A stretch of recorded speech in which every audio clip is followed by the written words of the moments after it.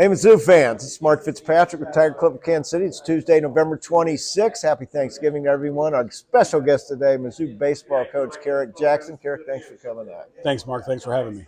So, heading into your second season, this is really the first season or first year that you were able to recruit full-time and just had your national signing date. How did it go? It went really well. We were able to get some of the better kids in the state. That was one of our main goals from a recruiting standpoint, is to lock the state down. And so being able to get some of those kids, we got some good ones. We got some good arms coming in and some good position players coming in from both sides of the state. So we're really excited about it. All right, looking forward to 2025. In your talk today, you sound really excited about your offense. Yes, yeah, I think we're going to be much more offensive this year, and it's multifaceted. So we won't be limited to just the long ball or having to do the small game. I think this offense is going to be able to do a bunch of different things and score runs however we need to score runs. And whenever you have that versatility, that's the key to being able to be successful.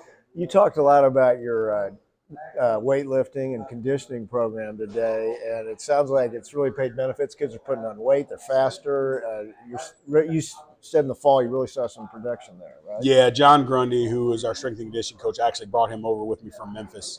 He's done a tremendous job. He's got a great program in place. He understands what we're looking to do. We talk on a regular basis. We're able to make adjustments with specific players on if we want to see somebody be a little bit faster, see somebody be a little bit stronger in some areas. He wants to make sure that everything that he's doing translates to the field. So it makes it for a great relationship, and our guys have really, really benefited from that. Well, pitching-wise, you're fighting off a couple of injuries. How's this pitching staff going to look? You know what? It's staff with potential, but yes, we're going to be missing some pieces that we're going to be very integral to help us. But we'll also get some guys. Tony Newbeck is going to be coming back off of Tommy John. Sam Horn will join us later in the year coming off Tommy John. So those two guys will be huge for us, and then we're just going to have some of those younger guys need to step up. And some of the guys that have pitched for us earlier but haven't had major roles, they're going to have to take on some major roles this year. Give us some names of some guys we have to watch for have good years. I think Garrett Goldbeck, who's a shortstop from Kansas City, Kansas Community College. I think he's poised to have a really breakout year.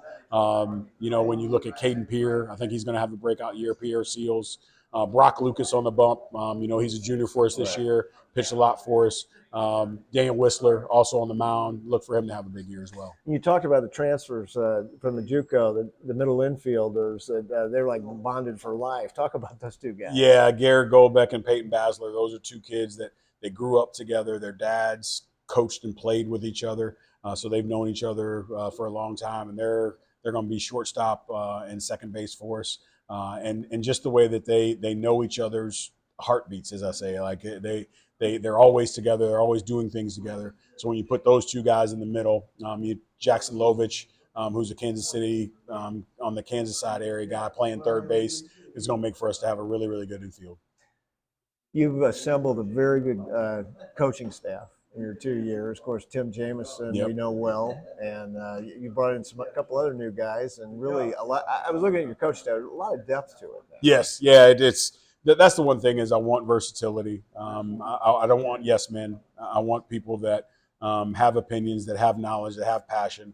I don't have to be right. I just have to get it right. So whether regardless of my idea or somebody else's idea, really doesn't matter to me. And all these guys, we work well together, and they know the things that are important to me. One of the things we talk about all the time is we're in a people business that involves baseball, not a baseball business that involves people.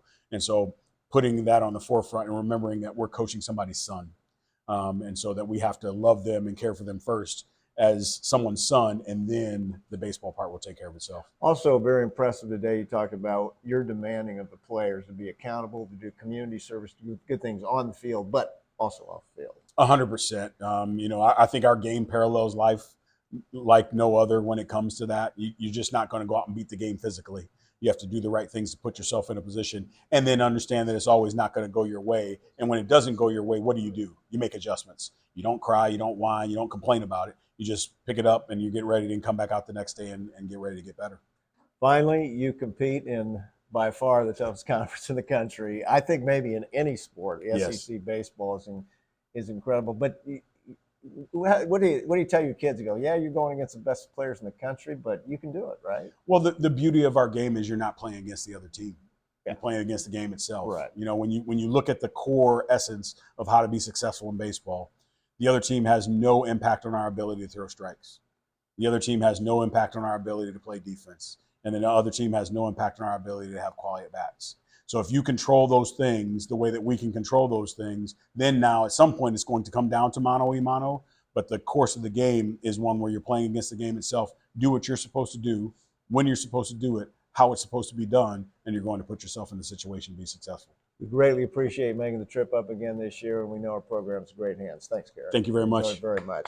Hey, everybody. Next week, we'll have Tod Palmer, a digital editor at KSHB in Kansas City. Of course, former Kansas City Star sports writer, covered Mizzou, knows the Tigers well. So check us out here at the Westport Flea Market. And we want to announce a week from Thursday, we will have a special Zoom call with recruiting expert Danny Heidert, which is always our most popular call of the year. So check us out.